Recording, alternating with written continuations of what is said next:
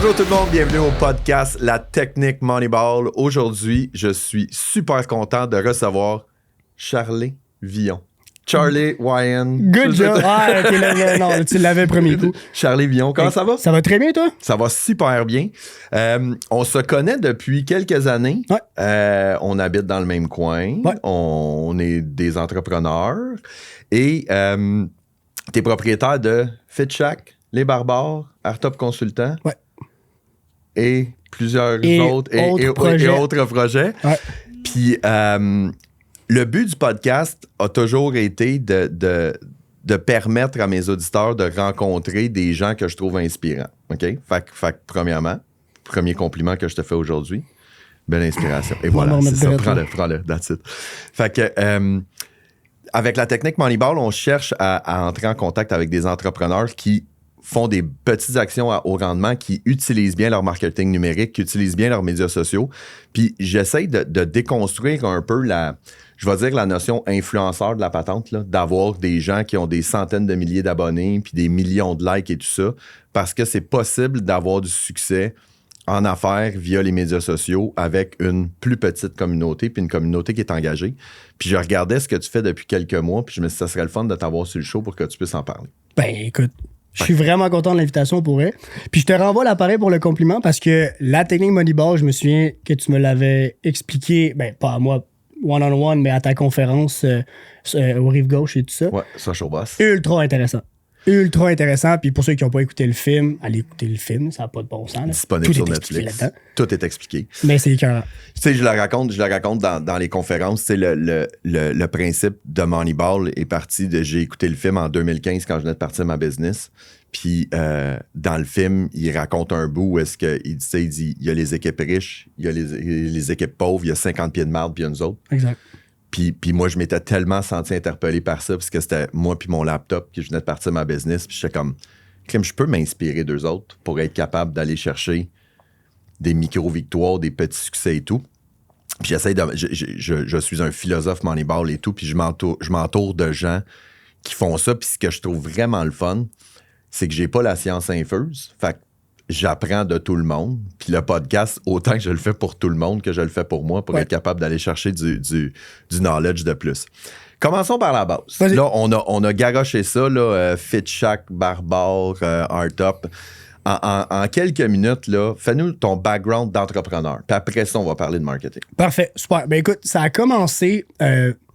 FitShack était anciennement une franchise qui s'appelait Planète Nutrition, un concept qui partait de Québec. J'avais 21 ans, je me cherchais, j'avais un background pseudo-entrepreneurial avec le marketing des réseaux. Je pense qu'il y a une couple de personnes qui sont familiers avec ça. Laquelle? Ça a commencé avec Kiani. OK. Puis après ça a été une compagnie qui était dans le monde de la finance, Forex et tout ça, mais ça a été vraiment Kiani, le petit jus de bleuet qui a starté toute la patente. Je pense que j'avais comme, c'est ça, 19-20 ans.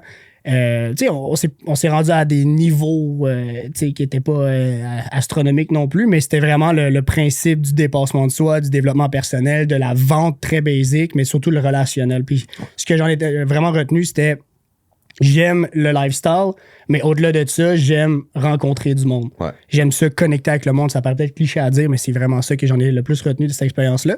Après ça, je me suis dit, là, je veux rentrer dans du conventionnel business. Je veux pas rester que je dépende de la compagnie qui est pas la mienne, puis que le monde peut partir à tout moment, puis que t'es vraiment dans le peer pressure de la vente pure et dure. Fait que j'ai trouvé Planète Nutrition, vente de franchise. En fait, chercher des franchisés. Il y en avait pas dans le coin ici. Puis c'était dans le monde des suppléments. J'étais un genre de fanatique d'entraînement à ce moment-là aussi. Fait que ça a été un bon fit. On a parti ça. 2 ans après, une autre opportunité de franchise avec Les Barbares pour ouvrir un salon de coiffure. J'ai parti ça avec un de mes meilleurs amis, Tristan, que j'ai repris ses actions par après parce qu'il s'est lancé dans autre chose. Mais on a pu starter ça à 2. On a parti un autre projet qui était complètement dans un autre domaine que les suppléments. Puis après ça, Arta, c'est la business familiale dans laquelle j'ai décidé de m'impliquer en tant que VP, partner, puis développement d'affaires surtout. Fait que c'est un peu... mon parcours est très atypique dans le sens où est-ce que chaque business n'a aucun lien une entre elles. Ouais. Mais là où est-ce que je rejoins ton introduction, c'est que c'est toutes des business qui sont dans le même coin.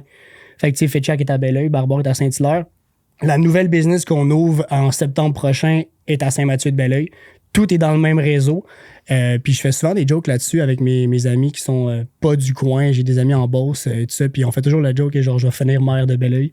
I wish. Je te le recommande pas. Non, c'est ok. pas pour avoir eu un bref épisode de conseil municipal et tout ça. Je pense que t'as beaucoup d'énergie et beaucoup trop de drive pour embarquer dans un système politique comme ça. C'est sûr que, le bureaucratique. Ouais, je te confirme que... La structure est peut-être pas la plus adaptée pour un gars créatif qui se lance dans 1000 projets en même temps. Je te confirme. Je te confirme que, tu sais, si tu dis, hey, guys, on va à gauche, c'est dire, OK, parfait, d'ici 6 à 9 mois, on va étudier la possibilité d'aller à gauche. Et puis on c'est verra ça. si Mais moi, c'est drôle parce que moi, parce que pour ceux qui le savent pas, tu sais, Belleuil, McMaster, Otterburn, Saint-Hilaire, c'est la vallée du Richelieu qu'on appelle. Puis moi, je dis toujours, je vais mourir dans la vallée.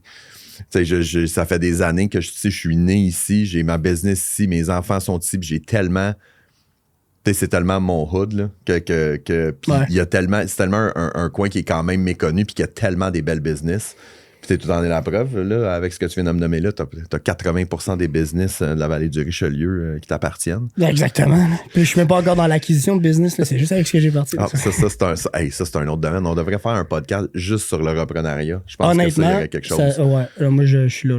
Moi, c'est un des enjeux que j'ai, tu sais, puis je trouve ça super intéressant ce que tu dis là parce que tu sais, je serais curieux de voir ton processus, de dire comment est-ce que, tu sais, OK, tu appartiens à Planète Nutrition, mais comment l'opportunité d'avoir un barbershop est arrivée, puis le hard-top, je le comprends plus parce que c'était familial, mais des fois, moi, c'est un peu ça que je trouve tough dans la business, puis autant au niveau entrepreneurial que marketing numérique et médias sociaux, c'est les opportunités. Tu sais, un moment donné, il y a tellement d'offres, il y a tellement de possibilités, il y a tellement de...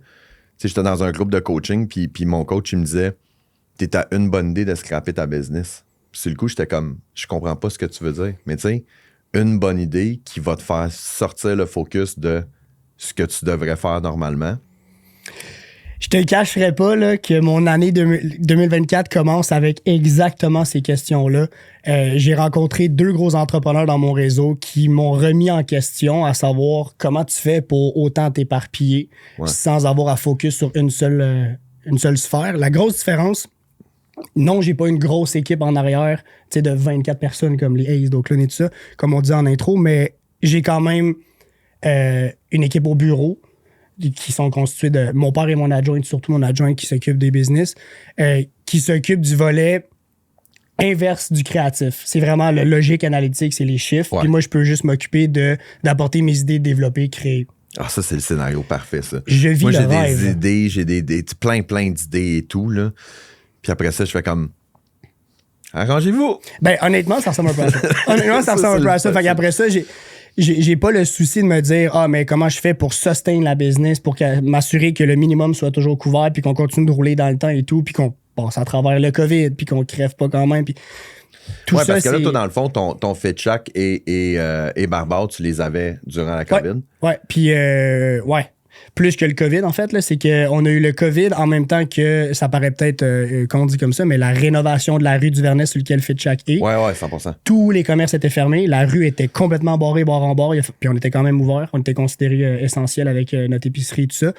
On a quand même roulé. On a dû quitter la bannière parce que ça fonctionnait juste plus. Là. Je m'entendais plus avec Planète Nutrition. Avec Planète Nutrition. Il fallait qu'on quitte la bannière, qu'on déchire le contrat, qu'on mette les avocats là-dessus. Que je continue à me faire fournir, que je trouve un nom, un logo, des couleurs, rénover le magasin en 1 semaine, puis qu'on continue à exercer quand même. Barbare, c'était pénible. C'était 5 mois fermé. 5 mois de fermeture à payer le loyer quand même. C'est la seule période dans les 10 dernières années que j'ai rasé complètement ma barbe. T'as-tu fait ça pour vrai? Ouais, j'ai perdu complètement le contrôle. Je veux dire, j'essayais de le faire par moi-même, ça marchait pas. Tu sais, les barbers étaient fermés. Fait que là, je dis, regarde, tu sais quoi, je pense que je vais juste l'enlever, là. Tu sais, c'est correct, là. Je l'enlève. À partir de ce moment-là, j'ai compris le ressenti d'une femme qui revient de chez la coiffeuse puis qui est comme, elle m'en a trop coupé, tu sais. Puis là, tu sais, le réflexe d'un gars, c'est comme, ah non, mais c'est correct, ça va repousser. Non, man. Tu sais, je perds tout mon mojo, là. Tu sais, j'ai tout perdu. Fait que le masque était ultra pratique à ce moment-là. Ah, ouais, j'étais vraiment content de l'avoir. Puis je vais toujours me souvenir, je rase ma barbe. Le lendemain, je m'en vais chez la mère de mes gars. Je m'en vais chercher mes gars, mon plus jeune. Là, on parle de ça, c'était en 2021. Fait que mon plus jeune, il avait 10 ans. Il est assis sur le trottoir, puis il m'attend. La face qu'il a faite, man, quand il me va arriver, là, il est là, puis il est tranquille. Puis là, il se retourne, fait comme... Hey, une face de dégoût, mon gars. Un petit 30 secondes à... T'es qui? Ah non. Il savait très bien j'étais qui. Il m'a dit, t'es vraiment laid, là. Je trouve ça un peu insultant parce que je veux dire, ça reste que c'est mon visage, là, mais la vérité sort de la bouche des enfants. Fait que ça pour dire que j'ai beaucoup j'avais hâte que les barbershops rouvrent. Ah, mais tu sais, les barbers, c'est des psychologues, là. C'est plus que juste des barbers, là. C'est des psychologues, là. Je veux dire, quand on a réouvert, on l'a senti. Le monde était comme, thank God. Puis tu sais, psychologue, à un moment de crise de pandémie mondiale, ça fait encore plus, là. 100%. Fait que, ouais, il était temps qu'on réouvre. Fait que, ouais, il y a eu ces enjeux-là.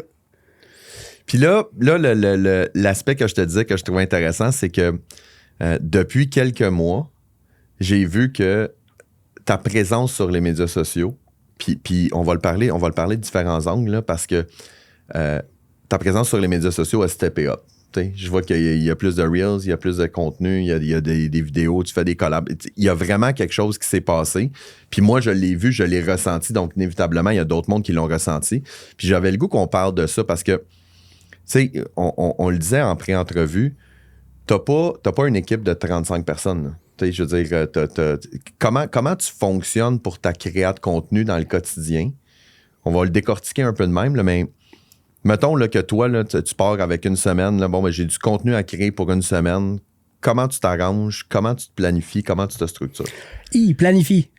Ce mot-là. Ouais. J'ai de la misère, mais j'apprends. Tu l'as dit, c'est encore récent. Il n'y a pas une vraie grosse planification vidéo par vidéo. Je suis quand même un gars qui accepte son côté go with the flow. Puis tout ça, en impro, je suis toujours en impro. Ce qu'on planifie, c'est de s'imposer quand même des journées. Pendant quelques semaines, ça a été les mercredis, on s'imposait des journées, puis sans imposer le contenu, on y allait avec le temps qu'on avait. Puis, quand tu dis « on », c'est que, si je m'en allais là, justement. Okay, c'est qu'il y a, derrière la caméra qu'on voit pas, il y a Justine qui est mon assistante et plein d'autres choses en même temps. Qu'on peut applaudir dans ce vrai. Tout le monde va! Le public, là. Puis c'est vraiment, Justine, ça fait 7 mois qu'on travaille ensemble. On a commencé, c'était pour FitChack à la base. C'était que pour FitChack. Dans le fond, c'est Justine qui a pris les devants, qui était venu nous voir en magasin, qui nous a dit « Ah, j'ai des produits que je vends et tout. » Puis à un moment donné, ça a monté « Ah, j'aimerais ça travailler avec vous, avec l'équipe. » M'occuper du marketing. Quand j'ai vu vraiment son énergie, son potentiel à vouloir rentrer dans le monde de la business, puis de donner, puis passionner, puis pas compter le temps, puis comme se donner à fond, j'ai fait OK, il y a plus que juste FitChack qui peut bénéficier de ça. Là. Il y a carrément tout un écosystème. Puis après ça, on a commencé à travailler ensemble, on se voyait quasiment tous les jours, on a commencé à tourner des vidéos. Ce qui est intéressant dans le process, c'est qu'il y a eu quand même une phase où j'ai dû accepter pas toujours devoir avoir le contrôle sur ce qu'on allait filmer, puis pas de toujours me dire qu'il faut que je revienne en arrière, donner mon feedback, mes impressions, parce que sinon, tu sors pas de vidéo. T'es tellement un bon autocritique qu'à un moment donné, tu fais juste comme « Ah, j'aurais dû dire ça autrement. » Mais le but, c'est de show up. Puis le problème que j'avais, c'est que j'avais peur de show off. Tu comprends? Surtout avec un background de marketing des réseaux où est-ce qu'il fallait show off, il fallait fake it until you make it. Ouais, 100%. J'ai tellement voulu me départir de cette image-là. Ça fait 7 ans que j'étais en business conventionnel, réel avec le magasin et puis les autres commerces. Je trouve ça fucking drôle que tu dis je suis dans une business conventionnelle. Ouais. Le gars, il y a 3 business, tu sais, il y a rien de conventionnel dans ce que tu fais, mais je comprends que je comprends. Je comprends ton point. OK, ouais. J'ai des incroyables business. Et voilà. Puis il a fallu que je dépasse la barrière psychologique de me dire là, il faut juste que tu show up. Puis Justine et les gens dans mon entourage me disaient Big, fais juste parler, man. On veut juste t'entendre parler. Ouais. Garde ton énergie. T'as de quoi à dire. On veut l'entendre. Puis, tu sais, au début, t'es comme, as-tu vraiment de quoi à dire? T'es comme, la discussion qu'on a depuis 3 heures, là, Charlie, là, je sens qu'on aurait pu l'enregistrer. As-tu la phobie de la caméra? Non. Et ce qui m'a. Je l'avais avant. Puis okay, mais juste pour monsieur, madame, tout le monde, c'est. Ouais. Tu sais, t'es super à l'aise, tu parles, puis ça va super bien, mets une caméra d'en face, paf, il y a un blocage. Tu sais, moi je suis de plus en plus habitué. Ouais. Ben, c'est sûr que ton setup t'aide aussi. Puis moi, Ouais. honnêtement, c'est ce qui m'a aidé. C'est qu'en 2020, fait que vraiment l'année du COVID, je me suis assis avec un de mes amis, on parlait business et tout, puis à un moment, on a fait genre, OK, mais là, on est au Mista, Charlotte Mista, Belleuil, on aime notre ville. Ça faisait 4 heures qu'on était là, on a fermé le resto, on n'arrêtait pas de parler, puis j'ai fait genre, ben là, Big, on part-tu un podcast? Parce que on a trop de choses à dire, le monde doit entendre ça. Boum, part un podcast, on se filme pendant 1 an et demi, toutes les semaines, sans manquer une semaine. On avait les deux, une part bleue de la caméra. Puis c'est pour cette raison-là qu'on a décidé de se filmer. On s'est quand même mis... Oui, c'était un challenge, un bon challenge. C'était stressant au début. Mais tu l'oublies, là. Ouais. Mais il a quand même fallu qu'on se mette dans cette position-là. Puis ça, c'est quelque chose... C'est un message que je donne aux gens qui gèrent leurs médias sociaux puis qui créent du contenu. Tu sais, tu l'as dit, on est tellement autocritique de nous-mêmes. Puis vous allez voir des gens là, qui font des stories puis qui font des vidéos sur les médias sociaux puis t'es comme... Ils sont donc bien mauvais. Mm-hmm. Mais eux autres, s'assument. Ils disent, regarde, moi, je le fais. Puis quelqu'un qui le fait du mieux qu'il peut, c'est quand même mieux que quelqu'un qui le fait pas pantoute. Exact. Fait que, tu sais, il y a cette peur-là. Puis j'aime le fait que tu as dit trust the process parce que moi, je vais faire une confession. Les podcasts, je les écoute pas.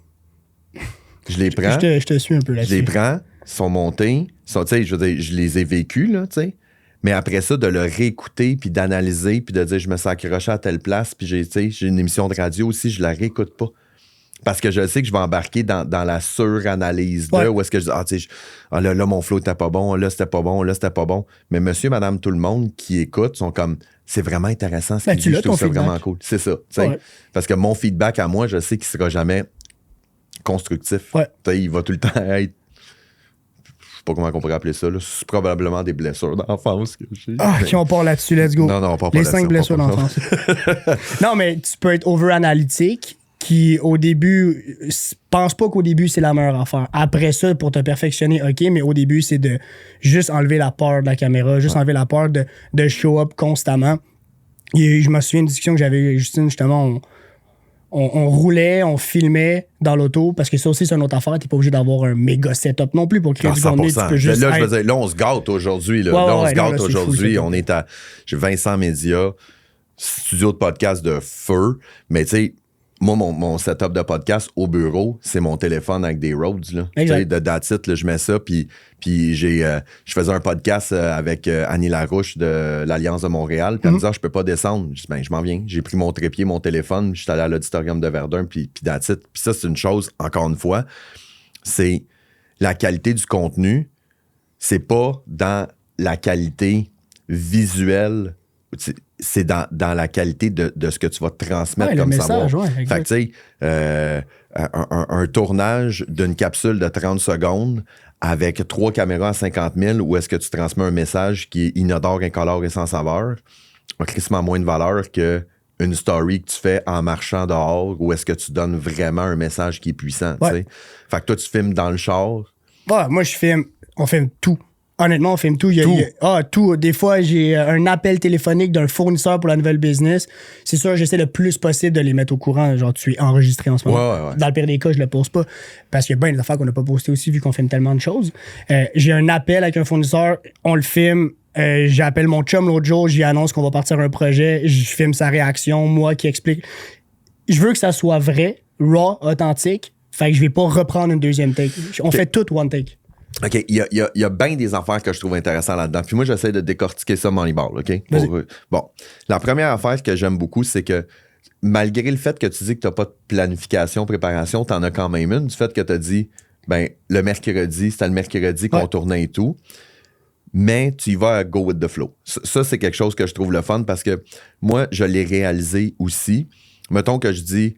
Je vais tourner une capsule mercredi matin à 8h30. Le mercredi matin, 8h30, je suis comme, OK, good. Là, il faut que je tourne ma capsule. Mais en réalité, peut-être que si je l'avais tourné mardi à 7h le soir, j'étais dans le flow, que j'étais capable de le faire. Fait que ça, c'est quelque chose. Puis encore plus, comme tu dis, avec la technologie, si tu arrêtes de te casser la tête avec des caméras, des ci, des ça, puis t'es comme, ça c'est hot, je pourrais faire une vidéo là-dessus. Tu prends ton téléphone, tu te filmes là-dessus, c'est fait. Puis tu postes. Comme là, la grosse affaire qu'on fait aussi, c'est j'attends pas une semaine avant de poster. Là. Ouais. Je filme, Puis en plus, Justine est ultra quick. Elle monte dans la même journée, c'est posté le soir même. Là. Ou le worst case, le lendemain matin. Ça, c'est ce que j'ai aimé. Puis la deuxième chose, c'est un principe de base de la philosophie Moneyball que tu utilises sans même le savoir. Ben, sans même le savoir, sans même l'associer nécessairement. Moi, j'appelle ça documenter plutôt que créer. Fait arrêtez de créer du contenu, de vous casser la tête à dire je vais créer quelque chose, documente, man. Ouais. Il se passe des affaires dans ta vie, là. Il se passe tu sais, fait que là, c'est ce que tu es en train de dire. Puis, un appel de fournisseur, Ouais, exact. Puis honnêtement, je ramène ça à quelqu'un qui aurait un seul projet sur lequel se concentrer. C'est peut-être là, des fois, où on se dit comme OK, mais là, c'est ça, je suis en train de perdre le potentiel, j'ai une business, puis je crée pas de contenu et tout. Il y a plein de choses que tu considères pas intéressantes qui le sont quand même pour beaucoup de monde qui n'ont pas ce que tu as. Fait que, au lieu de dire, mettons, mardi, je vais faire des capsules informatives, puis le mercredi, je vais faire des. Tourne ce que tu as. Si l'information te vient pas, force-la pas. Mm-hmm. Tu sais, ça peut être, tu reçois une commande dans le bac, puis tu t'enlèves.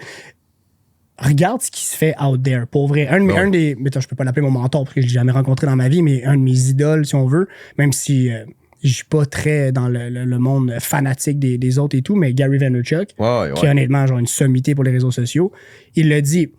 Vous pouvez regarder ce qui se fait out there, regarder le contenu pour vous inspirer, regarder surtout les commentaires dans les posts, voir ce que le monde, comment ils réagissent, le feedback qu'ils donnent et tout. Puis j'ai tellement trouvé des inspirations dans comment que les gens réagissaient dans les commentaires qu'après ça, je me suis dit, ben ils s'en sacent un peu de la grosse production autour d'une information ultra scientifique sur un produit d'un supplément.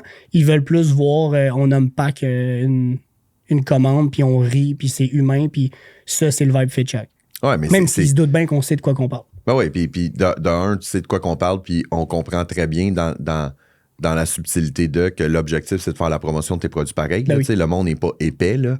Mais effectivement, de connecter. Puis moi, j'ai travaillé avec Guillaume Bareil, puis Guillaume, c'est ça qu'il m'avait dit. Souvent, il dit, je vais faire des vidéos en disant, si lui, il apprend de l'information qu'il trouve intéressante. Mettons, il se pose une question, puis il trouve quelque chose d'intéressant sur le marketing ou sur quoi que ce soit. Il dit, ben, Clem, si ça m'intéresse moi, il y a de fortes chances que ça intéresse les gens. Ouais. Fait que, tu sais, des fois, c'est ça que j'aime des médias sociaux puis du marketing numérique. Puis c'est ce que je déteste en même temps, c'est que je trouve que les gens, ils rendent tellement ça compliqué. De dire, on va se faire une stratégie d'acquisition de clients, puis on va faire. Chris, fais juste connecter avec ton audience. Transmets de l'information, transmets du savoir, connecte, puis tu vas réussir à grandir. Puis c'est ça que j'ai trouvé le fun de ta création de contenu, parce que tu disais, tu voulais pas show off, tu voulais show up. Ouais. C'est vraiment ce que je ressens. Il y a l'authenticité dans la chose de dire que tu crées du contenu pour... Tu sais, ça vous intéresse pas, that's it. Puis ça vous intéresse pas, c'est ce qui nous fait peur au début, c'est de se dire, du mauvais feedback, là, comme, comment je vais être capable de handle ça. Il y a tellement de contenu out there que si tu penses que le monde va stick sur une chose que tu as dit une fois, oublie ça, là. C'est 3 secondes de swipe sur TikTok, là, comme... Déjà, si t'es capable de... TikTok, tu peux sortir 3 vidéos par jour, puis c'est même pas beaucoup, là. Non. Honnêtement, fait que, tu sais... Avant que tu gosses quelqu'un, là. C'est sûr que, tu sais, les premiers messages de haters que t'as, tu sais, ça vient frapper quand même. Pique, là, mais après ça, tu réalises que, tu sais, ils ont pas accompli grand-chose dans la vie, puis qu'ils ne font que ça, là. Tu sais, il y a du monde qui ne font que ça, faire du hate, ces médias sociaux. Tu sais, quand, OK, c'est ta job à temps plein, c'est good. Mais l'affaire, c'est... J'avais un conseil qui m'avait frappé puis qui me frappe encore plus aujourd'hui, c'est t'es pas le personnage principal de l'histoire de tout le monde. Si tu savais à quel point le monde se calisse de toi. C'est tellement vrai. Sans offense. Puis même chose pour moi, là. Tu sais, j'ai un... J'utilise cette analogie-là au golf. Quand je me dis, genre, hey, ton score, il est pas bon, tout, là, le monde voudra pas jouer avec toi. Le monde s'en sac de combien que tu joues, man. Le monde s'en sac de genre... Le monde t'oublie la seconde qui t'es plus dans leur champ de vision. 100%. Tu sais, il y a ça, puis l'autre affaire, c'est, tu sais, les gens, ils en ont rien à foutre de toi, puis, tu sais, c'est la règle du 1%, là. Mm-hmm. Il y a 99% des gens qui vont regarder ton contenu, puis il y a 1% des gens qui vont interagir avec ton contenu. Ouais. Moi, c'est quelque chose que j'ai réalisé, puis tu sais, moi, je fais beaucoup de randonnées. Okay? Là, je suis devenu un randonneur. Là, je l'assume maintenant, là. Mais tu sais, je l'assume maintenant. Ouais, maintenant je l'assume. Non. Ah, non, c'est pas vrai. Non, j'ai vraiment du fun. Puis à faire de la randonnée. Puis tu sais, je veux dire, je publie des trucs de randonnée, des stories, puis tout le kit, parce que je documente ma vie personnelle aussi. Je trouve ça important parce que... Tu es un brand aussi. Ben, tu es un brand, puis c'est ça que j'ai trouvé le fun de toi, c'est que toi, tu nous parles pas de tes business. Tu nous parles de toi qui a des business. Fait que par effet rebond, ben, on en apprend plus sur tes business. Mais c'est drôle à quel point les gens interagissent pas nécessairement. Ils vont regarder mes stories de montagne, de randonnée et tout ça. Mais la quantité de personnes que je croise ou de personnes qui m'envoient des messages qui disent « Hey, je m'en vais en Estrie, une montagne, tu pourrais-tu me recommander une montagne? » Mais là, tu fais comme « OK, j'ai beaucoup trop de gens qui m'en parlent par rapport aux gens qui interagissent. » Mais ça, c'est vraiment intéressant ce que tu dis parce que ça veut dire qu'à force de show up, t'es rendu top of mind. Ça veut dire... top of mind randonnée. Ben, yeah, Randonnée Québec. Et voilà, c'est ça, influenceur. Je sais pas s'il y a une association des randos. Show up, être top of mind. Ceux qui, honnêtement, le font bien dans l'immobilier, c'est eux qui se démarquent énormément chez les courtiers et tout ça. C'est comme la guerre Pepsi contre Coca-Cola, tout ça.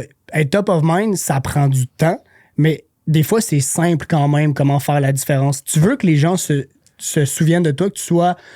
On peut appeler ça la référence ou juste le premier réflexe. Puis dans le cas où est-ce que les gens te posent des questions sur les randonnées et tout, c'est quand même insane que tu n'as pas eu à payer aucune ads pour dire que tu étais dans ce monde-là, que tu n'as pas eu besoin de faire du brand awareness autour du fait que tu es dans les top 10 des randonneurs au Québec. Tu es juste là. Puis je dirais pas que je suis dans le top 10 des randonneurs au Québec, mais je comprends l'essence. Au moins 20. Au moins, ben tu sais, puis encore une fois, ça revient avec la philosophie Moneyball de dire l'ampleur de la visibilité. Ouais. Je veux pas être dans le top 10 des randonneurs du Québec parce que c'est pas mon main job. Puis je veux pas être dans le top 10 des influenceurs ou des coachs en formation, coaching, marketing numérique, médias sociaux dans le monde parce que mon crowd, il est ici. Ouais. Fait que tu sais, je préfère avoir 2000, 3000 personnes qui me suivent, puis qui me connaissent, puis qui me considèrent comme étant crédible, que d'en avoir 50 000 qui sont juste là pour les likes. Là, ben, 100%. Puis tu parlais d'influenceurs en introduction, mais le métrique de l'influence, c'est pas juste le nombre d'abonnés non plus. On s'entend que le métrique est quand même difficilement calculable si tu te compares à tout le monde. Le feedback, pour moi, c'est ça l'influence. Est-ce que le monde vient t'écrire? Est-ce que le monde te supporte dans tes projets? Est-ce qu'ils vont rentrer dans tes shops? Est-ce qu'ils vont te proposer des idées? Je le dis toujours en conférence, puis je dis, est-ce que tu préfères avoir 10 000 personnes qui likent ton post ou tu préfères avoir 5 personnes qui t'envoient des messages en DM parce qu'ils ont de l'intérêt par ton produit? Ah, là, des DM. Si tu veux des DM, 100%. Mais tu sais, 10 000 likes sur le post, c'est super le fun pour l'ego. T'es comme, wow, tu sais, ça réussit. Moi, je raconte ça. J'ai fait une vidéo sur TikTok où est-ce qu'on parlait de ChatGPT. J'ai eu comme 220 000 vues. Wow. J'ai eu aucun inbox, rien eu. J'ai eu un message qui a dit, puisque je parlais aussi de la technique Moneyball, puis le message le plus pertinent que j'ai eu, c'était « Moi, j'en ai une technique, c'est la technique « Trouve-toi une vraie job, esti de loser ». Tu sais, c'était ça la pertinence que j'ai eu. J'ai trouvé ça vraiment très drôle. J'étais comme impeccable. Puis, mais à l'inverse, je vais aller sur un LinkedIn, je vais aller sur un Facebook, puis je vais faire un appel à ma communauté. Ultra underrated, LinkedIn. Ah, 100%. 100%. Moi, je l'utilise. Moi, je l'utilise de plus en plus. Puis, tu sais, c'est moi, de la façon que je travaille ma création de contenu, ben moi aussi, j'ai ma Justine qui est Claudia. J'ai Claudia qui est là.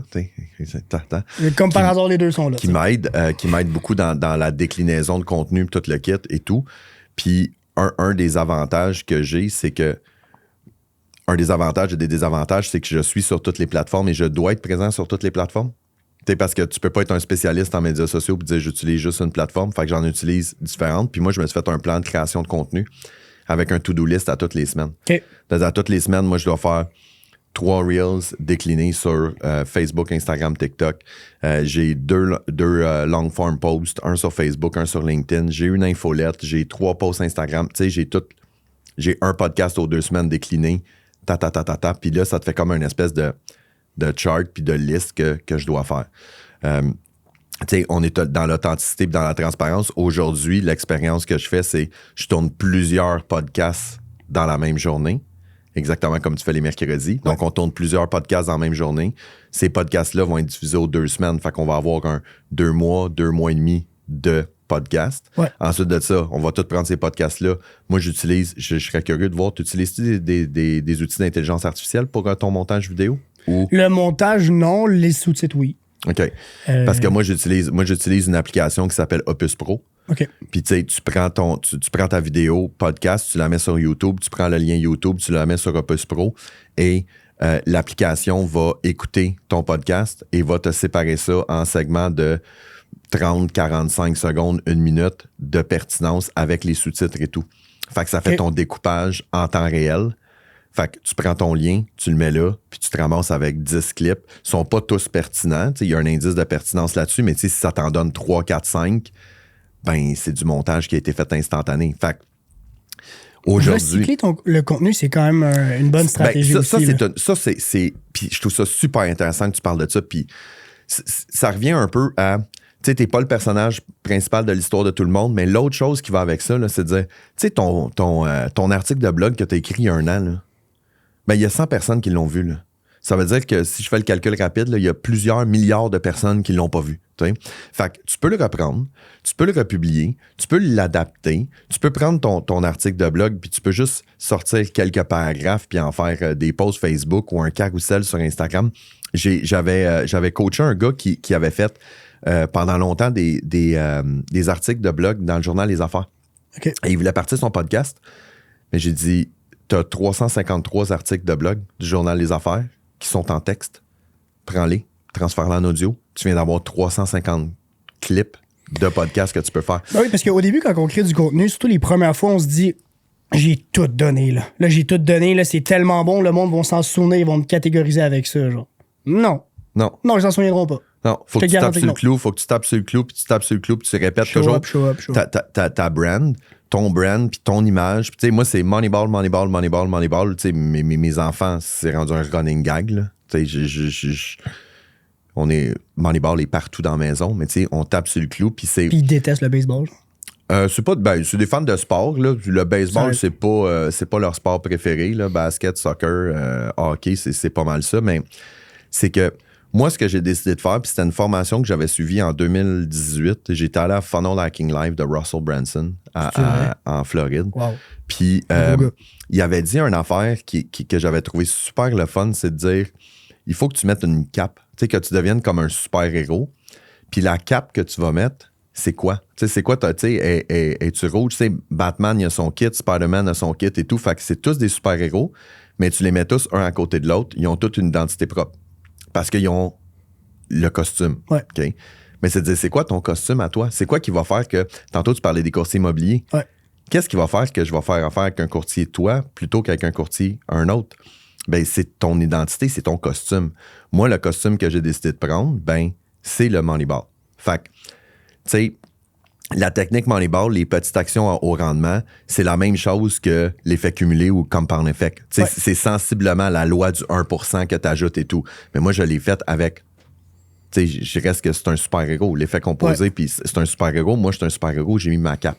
Mais tu as énormément de déclinaisons aussi autour de la technique Moneyball, puis tu es capable de te l'approprier aussi en business, mais potentiellement aussi au personnel, puis d'être capable de faire énormément de liens avec d'autres choses. Donc, tu as une étiquette, mais qui n'est pas limitante. Ouais, puis je pense qu'au début, ça a été le gros challenge aussi, puis Justine pourrait quasiment témoigner de ça, c'est que j'avais peur de m'étiqueter un personnage que je pouvais plus après ça sortir de là.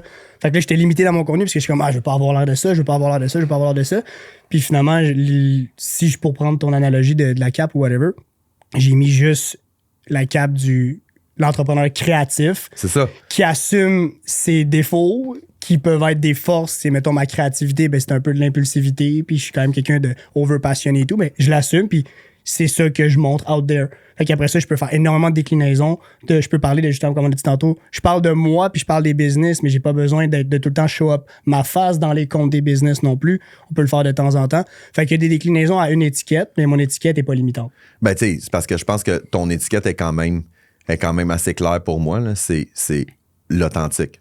Tu sais, c'est toi. Fait que je veux dire, tu peux pas le faker, là. Tu peux pas dire, j'espère que les gens ils vont pas trouver que ci, que ça. Ben, Chris, si vous trouvez que ci, que ça, ben, c'est moi. Ben, fait que je veux dire, déçu, ben, je sais pas quoi faire de plus. Hein. Puis, tu sais, on parlait de ça tantôt, puis quand on parle d'identité, puis de réussir à connecter avec les gens, ça, c'est probablement la plus grosse problématique que les gens vont avoir sur les médias sociaux. Puis toi, tu l'as pas, puis je trouve ça vraiment rafraîchissant.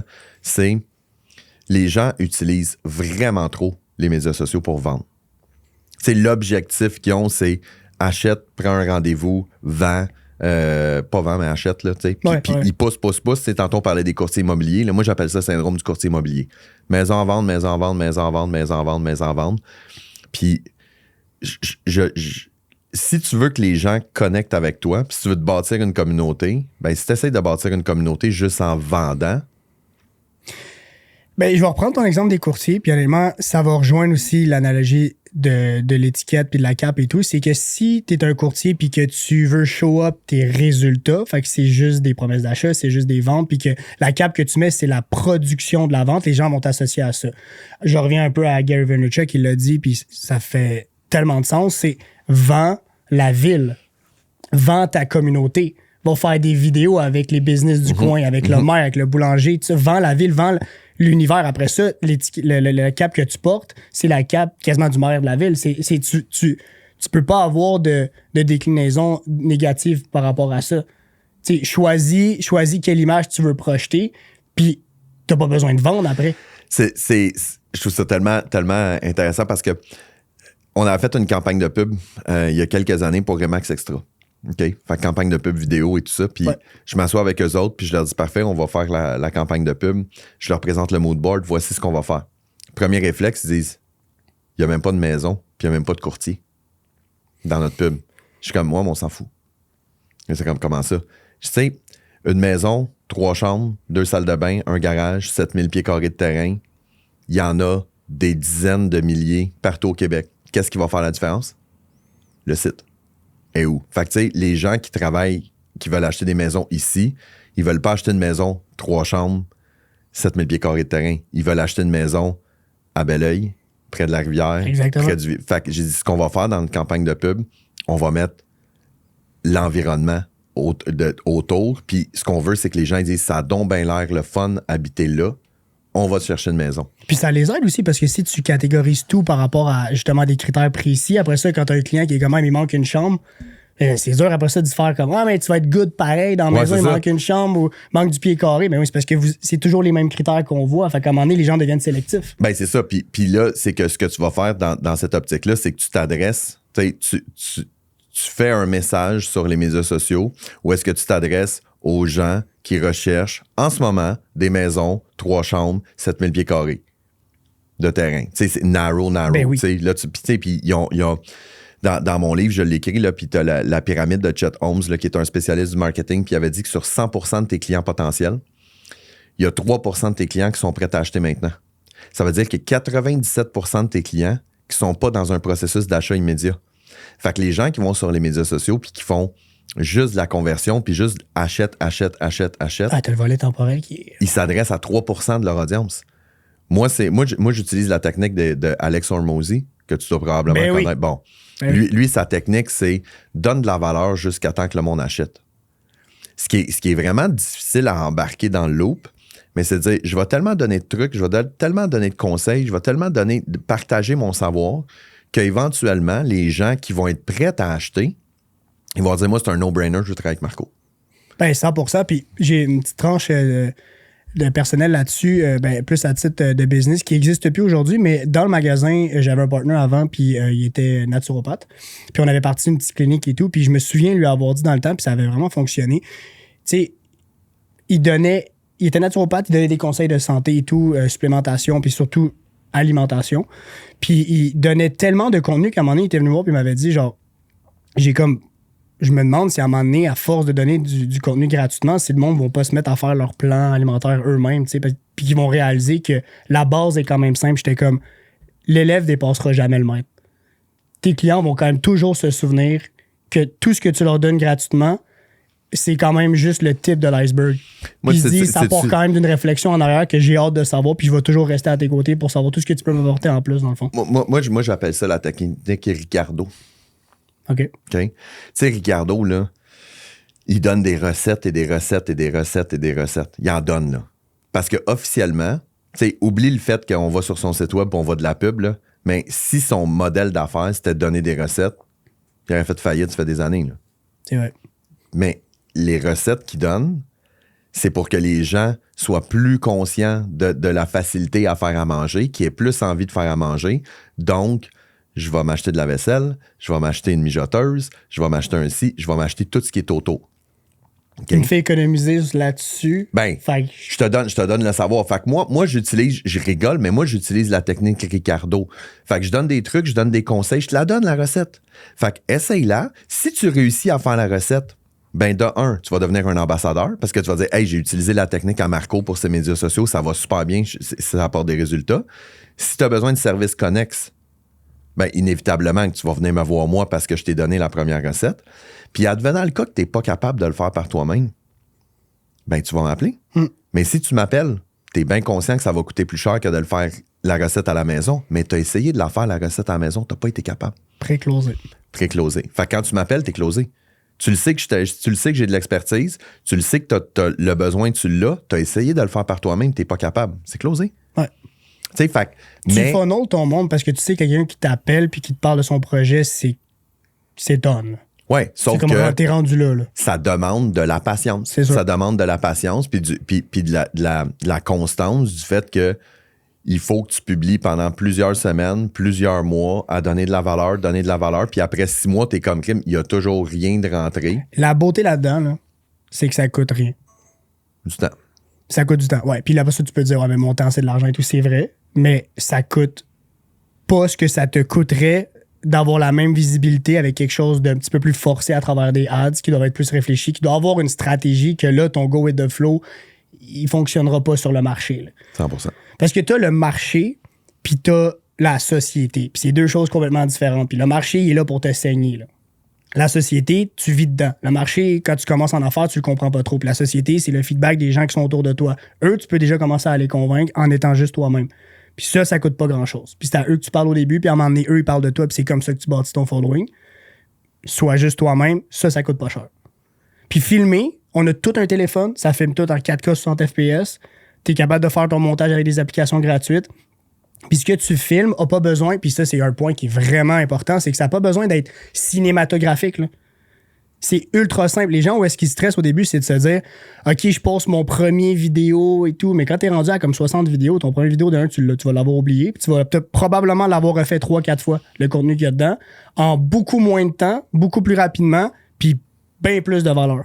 100%. Fait que ton premier, il n'a pas besoin d'être sa grosse coche. Il n'est pas obligé d'être genre celui que les gens vont se souvenir que mon parcours, il est starté right now. Non.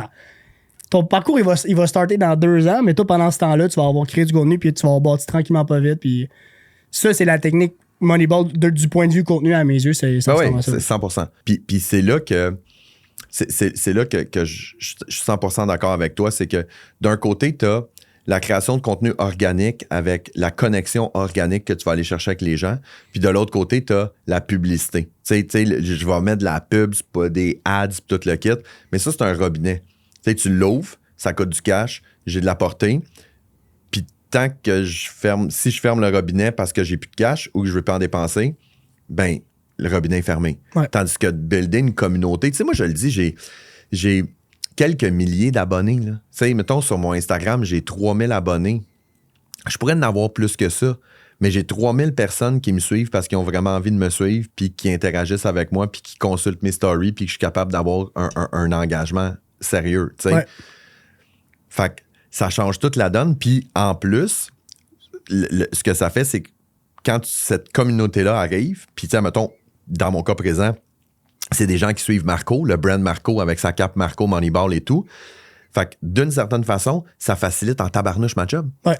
Parce que je sais que c'est des gens qui trippent sur les médias sociaux, sur le marketing numérique, qui connaissent la philosophie Moneyball puis qui ont de l'intérêt pour. Fait que je fais juste taper sur le clou. 100%. Tu sais, j'ai pas besoin de me réinventer. La journée que tu fais 100 000 personnes, t'as du francophone, t'as de l'anglophone, t'as des hommes, des femmes, du monde qui trippe ses chars, du monde qui trippe ses... Là, tu vas commencer à avoir un message qui se dilue. Mais moi, mon message, il est laser beam, là. Ouais. Puis je fais juste taper sur le clou. Puis tantôt, on en parlait en pré-entrevue. C'est... Tu sais, on disait on est très, très critique par rapport à ce qu'on fait. Moi-même, il va falloir que je sois plus lousse sur la quantité de contenu que je vais déployer. Tu sais, quand que je fais mon podcast puis qu'il y a 10 clips qui sortent, il y en a 2, 3 que je choisis. Je dis, OK, eux autres sont vraiment bons. Puis les 7 autres, je suis comme, ceux-là, je suis pas sûr. Mais qui suis-je, tu sais? Qui suis-je pour te dire que ces 7-là sont pas pertinents? Peut-être que moi, je les trouve pas pertinents, mais qu'il y a des gens qui vont les trouver pertinents. Hey, le pire, c'est que c'est souvent ça qui arrive. C'est souvent les vidéos, mettons, mettons, sur mon Insta, le vidéo que j'étais le plus convaincu qu'elle allait pas fonctionner, c'est lui qui a le plus fonctionné. C'est un vidéo où est-ce qu'on revenait de chez Primo Vélo, puis la vidéo, il commence littéralement où est-ce que je dis on revient de chez On s'en sac. Fait que tu sais, j'étais même pas parti dans l'esprit de faire de la pub pour qui que ce soit, d'aller chercher un brand deal pour mon bike pour l'Ironman. C'était juste, on revient de là, j'avais une joke que moi, je la trouvais bien drôle dans ma tête, puis quand on a commencé à la filmer, je la trouvais de moins en moins drôle, puis quand que Justine elle a sorti le montage, j'étais comme, c'est pas tant drôle, je l'ai mis, ça a pogné. Puis j'ai une communauté de vélo qui a débarqué là-dessus. Vidéo, il y a peut-être 15 000, 20 000 vues, je sais pas, mais j'étais comme, OK, bon, ben, ça a fonctionné parce que j'étais littéralement moi-même, puis je m'attendais pas à ça, puis j'avais aucun objectif derrière la tête. Là. Ben, c'est ça. Regarde, puis ça, c'est drôle parce que c'est exactement ça. Puis le contraire est aussi vrai. Tu fais une vidéo, tu fais comme, man, est-ce qu'elle va marcher, cette vidéo-là, ça va être hallucinant. Ouais. Boum. L'important, c'est de show up. Écoute, je vais te donner un exemple vraiment précis, là. Sean de Printies. Je sais pas si ça dit quelque chose, l'entreprise Printies. Non. C'est une business d'impression sur textile. C'est une grosse business à Granby. Puis Sean, que tu devrais peut-être avoir aussi sur le podcast, serait vraiment intéressant. Il fait un tournage par mois. Il tourne 150 vidéos dans une journée. Toutes des one take entre 15 et 45 secondes. Puis il fait ça tous les mois. One take, 150 vidéos, une journée de tournage par mois. Puis il sort peut-être la moitié de ses vidéos. Sur TikTok, quasiment une vidéo par jour. Puis il fait 1 million de vues, je pense, par mois. Le volume. Show up, show up, show up, show up. Ouais, that's it. Puis il gosse pas le monde. Si le monde n'aime pas, swipe. Il y a une autre affaire. Ouais. Tu sais, le monde, faut pas penser que le monde va aller sur ton feed, ils vont faire comme, bon, dans les 3 derniers mois, là, qu'est-ce qui nous a sorti, là? Tu vas apparaître sur le fil d'actualité. Là. T'es pas le personnage principal. T'es pas le personnage principal de l'histoire de tout le monde. Le monde s'en sac de toi. Tu sais, ils vont dire, il est là, puis il swipe, puis je veux dire, la personne qui regarde des vidéos de TikTok, elle en regarde 386 back-à-back à si t'aimes pas, là, il va pas aller se désabonner, te report, puis genre envoyer un courriel à Insta pour dire, ce gars-là, il est pas cher. Non, ce qu'il va faire, c'est qu'il va faire un commentaire de marde, ce qui va stimuler ton algorithme, qui fait que il va dire, hey, il y a de l'interaction sur cette vidéo-là, ça vaut la peine de la proposer à plus de monde. Tu réponds aux commentaires avec plein de cœur. Ah ouais, moi c'est juste du love. Moi, c'est juste du love. Quand j'ai du hate, là, avant, j'ai supprimé. Puis là, maintenant, c'est comme... Non, je les aime. Tu sais, c'est comme FDB. Tu sais, Anthony Vandram qui fait FDB, puis lui, c'est malade, là, les haters là, qui mettent des commentaires parce que, puis ça, c'est quelque chose qui est encore très drôle, c'est que la majorité des gens sont pas capables de voir le second niveau sur les médias sociaux. Là. Ouais. Tu fais de l'humour, ils le comprennent pas. Là. Mais pourtant, c'est eux qui, dans la vraie vie, en ont le plus. Hein. Ouais, c'est l'ironie de la chose, puis il fait des commentaires savoureux là, sur tout ça, puis parce que ça, c'est une autre chose, la gestion de l'activation, et on en parle là, mais ça, c'est quelque chose que les gens banalisent complètement. Les médias sociaux, c'est une plateforme de communication. Mm-hmm. Fait que oui, tu vas diffuser des vidéos, tu vas diffuser du contenu, mais il faut que tu reach ton crowd, il faut que tu parles avec les gens, il faut que tu envoies des messages, il faut que tu envoies des DM, il faut que tu cares pour vrai. Tu sais, moi, il y a une partie de ma journée qui est consacrée à gestion de l'activation. Je vais aller sur Instagram, je vais liker des posts, je vais aller sur LinkedIn, je vais commenter des shit, mais tu sais, pas automatique, là. Vraiment care pour vrai. Oui, là, 100%. Ben oui. Tu regardes des trucs et tout. Puis ça, c'est un aspect qui est hyper banalisé parce que les gens, ils le font pas. Mais il faut que tu sois capable de connecter avec ton crowd parce que si c'est juste en étant, tu sais, en show-up, c'est une chose de tu sais, j'ai une vidéo, je la publie, mais si t'es capable de jaser et tout, tu sais, bon, Pierre-Luc Lemétis qui s'en vient tantôt, je l'ai rencontré Instagram. Anthony Vandram, je l'avais eu en podcast, je l'avais jamais rencontré de ma vie. Quand on s'est vu en vrai, on avait le sentiment qu'on était 2 chums, mais on avait juste une relation virtuelle parce qu'on se parlait via les médias sociaux depuis des mois et des mois. C'est fou. Fait qu'on peut tellement connecter avec des gens, mais encore faut-il prendre le temps. T'sais. Puis il faut le faire avec les bonnes intentions aussi. Si ton but, c'est de show up parce que tu veux des abonnés puis que tu veux look good. Hey, sais-tu quoi? Tu m'amènes à quelque part, je vais jaser ça, OK? Mon gars, il a commencé à faire de la prospection pour une agence de joueurs, pour une agence sportive. OK? Fait qu'il ajoute des gars il va chercher des gars sur Elite Prospect, il les ajoute sur Facebook et sur Instagram, puis après ça, il regarde si les gars, ils veulent être représentés pour être placés USPHL puis NCAA puis tout le kit. OK? Et là, quand il commence à faire ça, la première démarche qu'il faisait, c'était t'ajoutes le gars sur IG, puis après ça, tu y envoies un DM. Hey, on est une agence sportive, tout le kit, blablabla, blablabla. Si jamais ça t'intéresse, appelle-nous. Je suis comme, ça marchera pas, man. Là, tu y vas vraiment dans je veux convertir, tu sais, je veux que tu deviennes client chez nous. J'ai dit, bâtis une relation.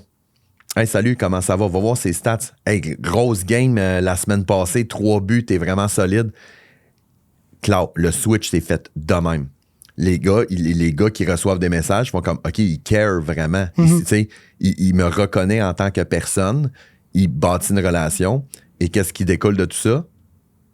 Une augmentation des leads incroyable. Une vraie introduction. Une vraie introduction, mais une vraie conversion au final parce que tu es allé dans le processus. Tu n'as pas juste commencé. Puis oui, ça peut marcher. Il y en a plein là, sur LinkedIn, sur Instagram qui font du DM de masse. Ouais. Mais ça, encore une fois, c'est quoi ton ADN puis c'est quoi ton authenticité?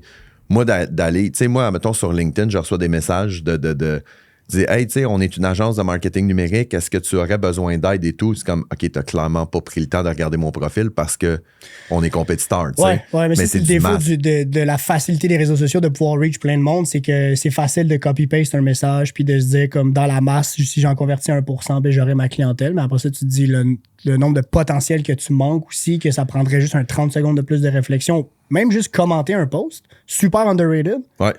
Commente un post de la personne, rentre dans son lifestyle. Les gens réalisent pas à quel point ça aide à l'algorithme. D'interagir avec ta communauté, de liker, de commenter, de partager, d'envoyer en DM, de sauvegarder des shit. Ouais. Ça fait juste montrer que tu es là puis que tu cares puis que tu fais pas juste utiliser la plateforme pour tes propres besoins, tu utilises vraiment la plateforme pour connecter. Fait que, Charlie, on pourrait parler de même pendant des heures et des heures. Ben écoute, c'est ton comme, let's go, on y va. Qu'est-ce qui s'en vient dans les prochaines semaines, prochains mois pour l'écosystème? Ouais, pour l'écosystème. On est en ce moment en train de travailler sur une nouvelle entreprise, un nouveau projet que je tease depuis des mois. Je suis là-dessus depuis octobre. On prend possession d'un... Ouais, je peux en parler à peu près, là, mais c'est un local de 4500 pieds carrés à Saint-Mathieu-de-Belleuil. Pour les gens qui sont dans la vallée, ils vont triper sur le bord de la 20. C'est dans le monde du sport. Je pense que les gens, ça, par contre, s'en sont doutés un peu sur les réseaux. Beaucoup de monde qui pense que c'est un gym. Je peux vous dire, c'est pas un gym. C'est la seule affaire que je peux dire. Mais ça va être de quoi de vraiment, vraiment sharp qui va pouvoir avoir plein de déclinaisons, de brand et tout ça. On est en train de travailler sur le brand en ce moment en plus. Mais ça va être dans le monde du sport. Ça va être très connecté avec quelque chose que j'ai show up beaucoup dans les derniers mois. Ça va être un esti de gros bain nordique. Ça va être un gros bain glacé. Un gros bain glacé. C'est une grosse piscine, dans le fond, tout le monde a fret en même temps. Ouais. C'est comme un espèce de beach club, mais ça va être le Ice Club. Fait que il y a des invités, des DJ qui vont venir, tout le monde est dans le bain de glace. 100%, ouais. Il y a un petit sauna à côté. Mais sinon, il y a un petit sauna, tout le monde jam back. J'adore. T'en fais-tu des ice baths? Hein? T'en fais-tu des ice baths? Oh là là là là. Hey, sais-tu quoi? Je veux te partir là-dessus, moi. Non, mais c'est drôle parce que j'ai fait un post là-dessus en début d'année de dire crissez-moi la paix que vos ice baths, là. Vous êtes fatigants. Puis je suis allé en vacances au manoir du Lac-William avec ma blonde, puis on a fait spa, sauna, bain de glace. Puis j'étais malade cette fin de semaine-là, mais vraiment là, enrhumé, puis tout le kit, puis j'étais comme, ben voyons donc. On était là 3 jours, je l'ai fait à tous les jours, puis j'étais comme, ça fait donc ben du bien. Fait que là, j'étais en train On est gossant parce que c'est le petit truc du début que ça nous a donné qu'après ça, on n'est plus capable d'en rester. Ouais. C'est comme un vegan ou un... c'est très ça que je m'en ai dit. J'ai dit, c'est les nouveaux vegans. Sais-tu comment tu fais pour savoir que quelqu'un prend un bain de glace? Inquiète-toi pas, il va te le dire. C'est super facile. Fait que, non, mais pour vrai, j'y ai vraiment pensé, puis j'avais regardé, j'avais parlé avec Nick Léger, le chum à Ali, puis... il m'avait envoyé un setup, là, c'était un sauna extérieur en toile, puis t'avais genre de promotion, t'avais le bain de glace. Je l'ai acheté le sauna cette semaine. Ouais. J'avais pas pris le bundle pack, j'avais acheté juste le ice bath, puis ils m'ont envoyé un courriel, puis moi, honnêtement, je suis un acheteur compulsif des ads Insta, de tout ce qui est produit de développement de potentiel humain, puis j'ai acheté le sauna infrarouge cette semaine. OK. Ouais. Bon, on va suivre les résultats sur tes médias sociaux. Mais moi, ouais, c'est ça exactement. Mais là, tu vois, mettons, pour ce qui est de ça, TikTok, j'ai choisi de juste show up ça. OK. Juste les ice baths. On est à 75 ice baths en ligne. J'ai juste montré ça. Mais souvent, puis ça c'est quelque chose que j'ai réalisé beaucoup. TikTok, c'est énormément ça. Ouais. C'est t'as une façon de faire, un modèle, une intro, bang, tu y vas. Ouais. Tout le temps la même, puis c'est ça qui va stimuler le plus l'algorithme, qui semblerait extrêmement contre-productif, mais qui apporte des résultats incroyables de dire, regarde, c'est pas compliqué, là, la recette sur TikTok, c'est ça. Ouais. Fait que toi, c'est des ice baths. Il y en a un là, qui fait des vidéos de char, là. Mais lui, c'est toutes les vidéos, ça commence avec lui, avec un char en background. Puis là, tu regardes son fil, là, c'est des centaines et des centaines de vidéos, c'est toute la même affaire, puis ça fonctionne. Ce qui, somme toute, facilite la job, là. Ben, ça Parce que ça te dit, si tu veux faire des vidéos sur TikTok, puis c'est ça que tu as choisi de faire, puis c'est ça qui marche, ben fais tout le temps ça. Fait que t'as plus besoin d'avoir un aspect créatif, puis un aspect, il faudrait tourner à telle place. C'est juste de le faire. Écoute, mon montage, il me prend 5 minutes, là, même pas, là. Pour ceux qui veulent créer du contenu, c'est peut-être un truc. D'ailleurs, trouve-toi... Mettons, prends un réseau social précis. C'est sûr qu'Insta, des fois, on l'a un peu catégorisé, lifestyle et tout ça, de plein de choses. TikTok, pars-toi-en un, fais un seul modèle, repeat. Fais un 75 Hard Challenge, si tu veux. Comme d'ailleurs, c'est aujourd'hui. On est le 75e jour de tu termines ma dernière journée. De quoi? Ben, de 75 heures. Tu l'as fait? Non, pas tout. Bon. Mais t'aurais pu, puis ça aurait fini aujourd'hui, puis ça aurait été 75 contenus différents sur une plateforme qui t'aurait apporté du feedback, puis surtout te pratiquer à faire un type de montage, show up. Moi, je pense que c'est comme ça que je résumerais le podcast. Show up. Show up. Tout simplement. Créez du contenu, faites des tests, allez-y. Puis, pas plus compliqué que ça. Charlie, merci beaucoup. Merci à toi. Vraiment content d'être venu. Yes, merci beaucoup. Hey tout le monde, c'était Marco pour la Technique Moneyball. On se revoit bientôt pour un prochain épisode. Ciao tout le monde.